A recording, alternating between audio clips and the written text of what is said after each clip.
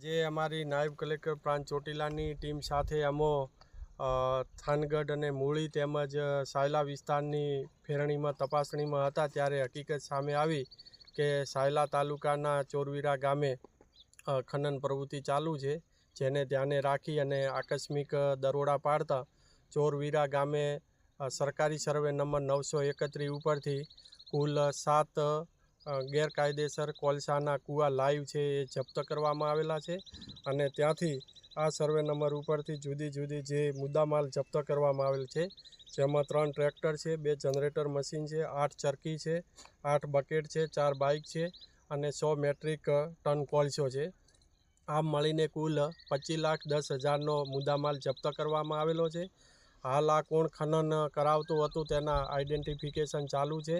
હાલ આ અમારી હકુમતમાં ન હોય સાયલા મામલાદારને બોલાવી અને સાયલા મામલાદારને આ તમામ જથ્થો છે તેમજ આગળની લેન્ડ ગ્રેબિંગ તેમજ અન્ય જે લીગલ કાયદેસરની કાર્યવાહી છે તે માટે તમામ મુદ્દામાલ છે મામલાદાર સાયલાને સુપ્રત કરવામાં આવેલ છે.